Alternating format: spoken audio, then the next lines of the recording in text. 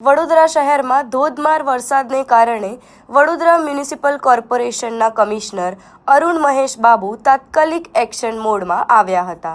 શહેરમાં ભારે વરસાદ બાદ કમિશનર અરુણ મહેશ બાબુએ city command and control centre ખાતે પહોંચી વિવિધ વિસ્તારોમાં લગાવવામાં આવેલા સીસીટીવી કેમેરા મારફતે પાણી ભરાવવાની સ્થિતિની સમીક્ષા કરી હતી। સાથે જ વિવિધ સ્થળોએ પાણીના લેવલ પર સતત નજર રાખવામાં આવી હતી। ત્યારબાદ કમિશનરે શહેરના અસરગ્રસ્ત વિસ્તારોની રૂબરૂ મુલાકાત લઈ પાણીના ઝડપી નિકાલ માટે અધિકારીઓને જરૂરી સૂચનાઓ આપી હતી। જ્યાં પાણી ભરાયા હતા ત્યાં પમ્પિંગ અને ડ્રેનેજની કામગીરી ઝડપી બનાવવા માટે સંબંધિત વિભાગોને તાત્કાલિક પગલાં લેવા નિર્દેશ આપવામાં આવ્યા હતા। મીડિયા સાથે વાતચીત દરમિયાન કમિશનર અરુણ મહેશ બાબુએ નાગરિકોને અપીલ કરી હતી કે ભારે વરસાદ દરમિયાન બિનજરૂરી બહાર ન નીકળે, તંત્રની સૂચનાઓનું પાલન કરે અને કોઈ પણ ઇમરજન્સી સ્થિતિમાં મહાનગરપાલિકાના કંટ્રોલ રૂમનો સંપર્ક કરે। તંત્ર દ્વારા સમગ્ર પરિસ્થિતિ પર સતત નજર રાખવામાં આવી રહી છે। 5 થી 8 વાગ્યા સુધીનું આગાહી હતી। સારું ન્યૂઝ છે કે 5:30 થી 7:30 પહેલે જ વરસાદ પૂરું થઈ ગયું છે।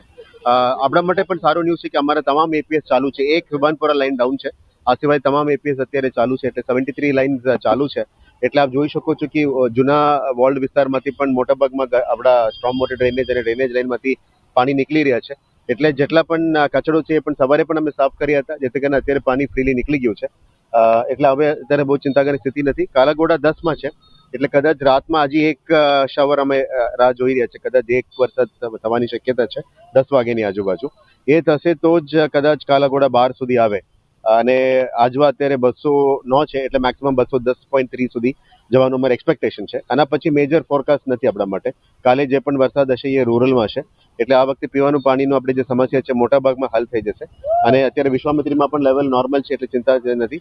એક જ અપીલ છે, અત્યારે અમે ઓલ્ડ સિટીમાં ઘણા બધા બાળકો રમતા જોયા, એ બધાને અમે રિક્વેસ્ટ કરીએ છીએ। અમે પણ અત્યારે અલર્ટ સિસ્ટમ પીએસ સિસ્ટમથી અનાઉન્સ કરી રહ્યા છે, બધા ઘરે જવા માટે અમને રિક્વેસ્ટ કરી રહ્યા છે।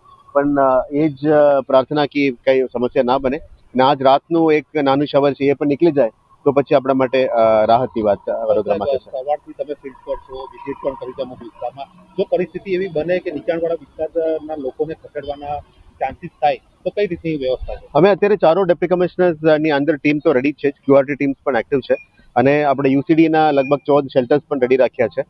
અમે જમવાનું વ્યવસ્થા માટે પણ અલગ અલગ એનજીઓસ અને અમારું પોતાની વ્યવસ્થા પણ કરી રાખ્યું છે। અત્યારે કોઈ પણ એક પણ વ્યક્તિને અમે સ્થળાંતર કર્યા નથી। કદાચ એવું કરવું પડે તો અમારા માટે સિસ્ટમ રેડી છે, અને આપણા સ્કૂલ્સ, આપણા પ્રાથમિક શિક્ષણ સમિતિના સ્કૂલ્સ પણ છે, પ્રાઇવેટ સ્કૂલ્સને પણ કહી રાખ્યું છે। અને આપ જાણો છો ડિઝાસ્ટર મેનેજમેન્ટ એક્ટમાં ડિઝાસ્ટર વખતે કોઈ પણ વસ્તુ આપણે પહોંચી વળવા માટે તમામ રિસોર્સિસ અમે યુટિલાઇઝ કરીશું। પણ હાલ હવે પેનિક બટન નથી, જે રીતનું અમે આગાહી કરતા હતા આ બધું અત્યારે નીકળી રહ્યા છે ધીરે ધીરે। હજી એક શાવર રાત માટે રાહ જોઈ રહ્યા છે। મોસ્ટલી અમે આમાંથી પણ બહાર આવીશું એવું વિશ્વાસ છે। શું અપીલ કરશો? તમામ નગરજનોને એક જ રિક્વેસ્ટ છે, રાતમાં વરસાદ આવે તો બહાર નથી નીકળવાનું, આપ ઘરે જ રહેજો। અમારું ટીમ તો ફિલ્ડમાં કામ માટે બહાર હોય, અધરવાઇઝ પમ્પિંગ સ્ટેશન મોનિટરિંગમાં હોય, અધરવાઇઝ સેનેટરી ટીમ સવારે વહેલા ફરી નીકળીને સાફ સફાઈમાં લાગ્યા હશે। પણ નગરજનોને એક જ અપીલ છે કે બિનજરૂરી બહાર નથી આવવાનું, અને આપ ઘરે જ રહેજો। અને વરસાદી માહોલ છે, એટલે કઈ પાણીનું lines, pole, otherwise electric lines કદાચ લીકેજ થઈ શકે, એટલે આવા સાવચેતીના ભાગરૂપે ખાસ કરીને બાળકોને અત્યારે જ રમવા જોયા હતા, એ બધાને અમે અપીલ કરીએ છીએ। અમારા ફાયર ટીમ્સને પણ મોકલીને અમે તમામને અનાઉન્સ કરીને ઘરે જવા માટે અમે રિક્વેસ્ટ કરી રહ્યા છીએ।